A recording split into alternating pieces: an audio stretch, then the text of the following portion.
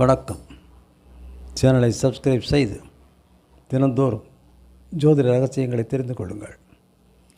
இதில் எண் சாஸ்திரம் என்று சொல்லக்கூடிய நியூமராலஜியில் யாருக்கு ஆசை அதிகம், யாருக்கு காதல் அதிகம், யாருக்கு காமம் அதிகம் என்பதை பற்றியெல்லாம் ஜீரோஸ் சொல்லியிருக்கிறார். தமிழிலும் நிறைய புத்தகங்கள் இருக்கின்றன. அவற்றின்படியும் அனுபவத்திலும் 5ஆம் தேதி பிறந்தவர்கள் காதல் வயப்படுவார்கள்.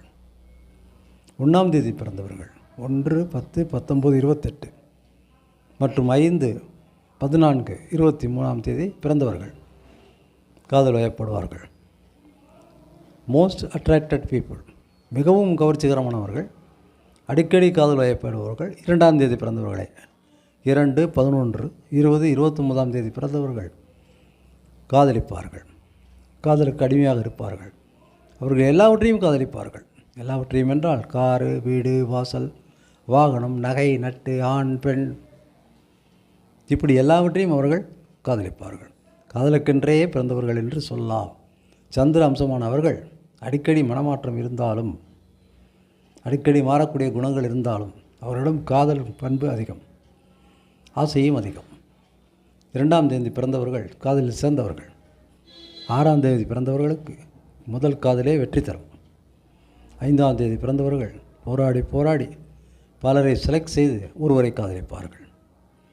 1ஆம் தேதி பிறந்தவர்கள் காதலிக்க மாட்டார்கள், காதலித்தால் விடமாட்டார்கள். 2ஆம் தேதி பிறந்தவர்கள் எல்லாரையும் காதலிப்பார்கள். 3ஆம் தேதி பிறந்தவர்கள் பணம் இருப்பவரை மட்டும் காதலிப்பார்கள். 7ஆம் தேதி பிறந்தவர்கள் காதலில் விழமாட்டார்கள், சிக்க மாட்டார்கள். அவர்கள் ஒரு காதலில் அவிழ்ந்து விட்டால் அதிலிருந்து வெளியே வரமாட்டார்கள். அப்படி வந்தாலும் நொந்து போவார்கள். 8ஆம் தேதி பிறந்தவர்களுக்கு காதல் வாய்ப்பதில்லை. அப்படி காதல் வாய்த்தால் அது திருமணத்தில் தான் முடியும்.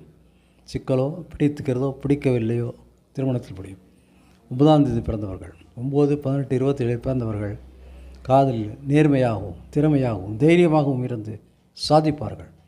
ஆனால் காதல் வயப்படுபவர்கள் என்று சொல்லக்கூடியவர்கள் சுக்கிர சந்திர அம்சம் கொண்ட 2, 11, 20, 29ஆம் தேதி பிறந்தவர்கள் தான் என்பதை உறுதியாக சொல்லலாம்.